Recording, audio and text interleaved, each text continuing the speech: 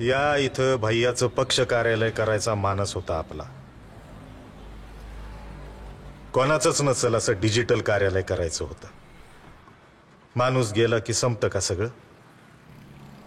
मग त्यांनी पाहिलेली स्वप्न, त्याचे विचार हिरून जातात त्याच्याबरोबर. माणूस मारा, विचार संपवा. या वृत्तीला कुणीतरी विरोध करायला पाहिजे. भैयाच्या जाण्यानं होणारी क्रांती खुटणार. अशी कशी थांबेल? बाकीच्यांचं काम आहे. कोण करणार? कोण करणार?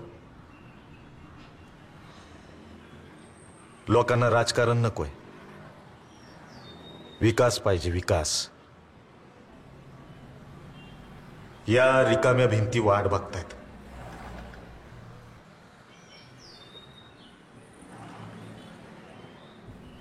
कुणीतरी नव्या नेतृत्वानं पुढे यायला पाहिजे. राणी, युवराज,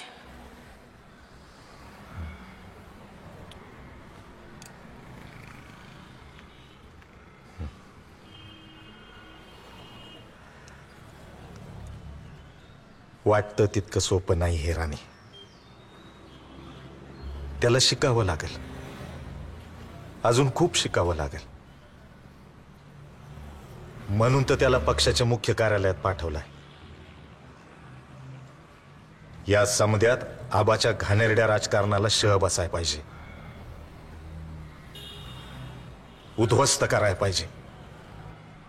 आणि आपण काय करणार नसू ना तर आपल्याला पण काय बोलण्याचा अधिकार नाही बाळा.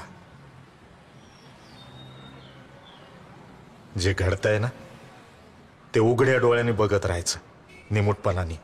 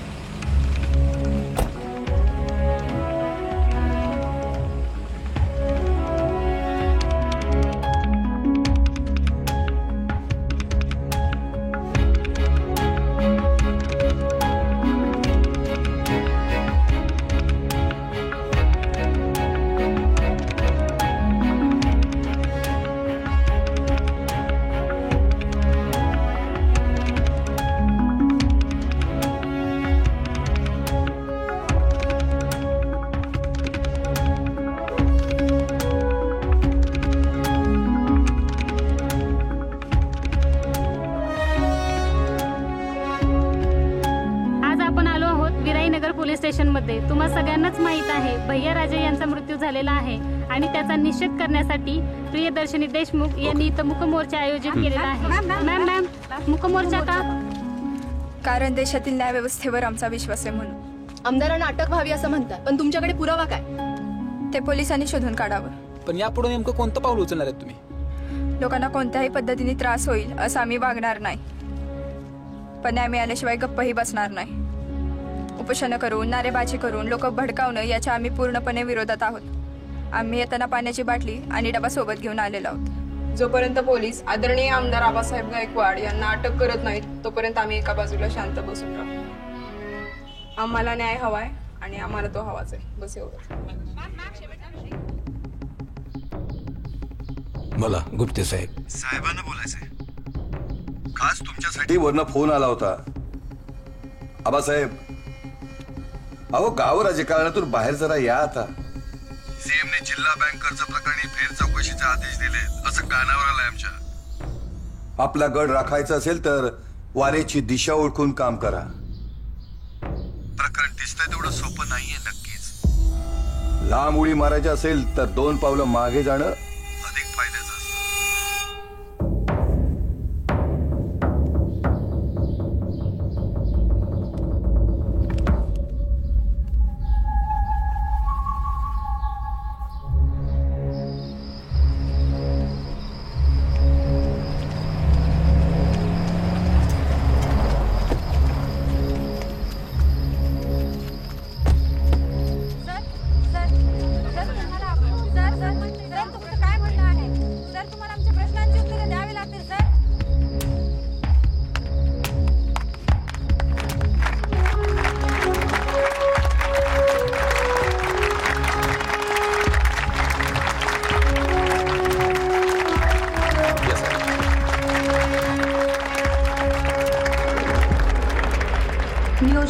आखलेल्या मोर्चाचा विजय झालाय. नेमकं कसं वाटतंय? हे अहिंसेने हिंसेला दिलेलं उत्तर आहे. माणूस मारा, विचार संपतो. या प्रणालीला जोरदार विरोध करणं गरजेचं आहे. आज भैयाराजे, उद्या मी, परवा तिसरं कुणीतरी. भैयाराजेंनी जो नव्या समाजाचा विचार केलाय, जी स्वप्न पाहिली ती पूर्ण व्हावी एवढाच उद्देश होता अन आहे. स्वप्नपूर्ती करण्यासाठी खुण्याला शिक्षा होणं पुरेसं आहे की हा तुमच्या स्ट्रॅटेजीचा फक्त एक भाग झाला? भैयाराजे काय फक्त चॅरिटी वर्क करत नव्हते. सत्तेच्या राजकारणात दावेदारी केली होती त्यांनी, आणि ते एक प्रबळ दावेदार होते. आपल्या इथे कोणताही बदल घडवायचा असेल तर इथली रचनाच अशी झालेली आहे की तुमच्या हातात सत्ता असल्याशिवाय काहीच करता येत नाही. मग याचा अर्थ असा घ्यायचा की भैयाराजांच्या जाण्यानं निर्माण झालेली जी पोकळी आहे ती तुम्ही भरून काढणार? मला वाटतं हा घाईचा निष्कर्ष होईल. राहिला प्रश्न दावेदारीचा तर ते गुरुजीच ठरवतील. योग्य वेळी अचूक निर्णय आणि तडफदार व्यक्तिमत्व अशी एकाच मोर्चात संपूर्ण राज्यात प्रसिद्धी मिळवलेल्या आणि राजकीय वर्तुळात दबदबा असणाऱ्या गुरुजींच्या तालमीत तयार झालेल्या प्रियदर्शनी देशमुख यांच्या रूपानं खऱ्या अर्थानं स्त्री शक्तीचा उदय होतोय. आपल्या बरोबर दिलखुलास गप्पा मारल्याबद्दल त्यांचे मनपूर्वक आभार. Okay, thank you. थँक्यू. राणी, 1 मिनिट.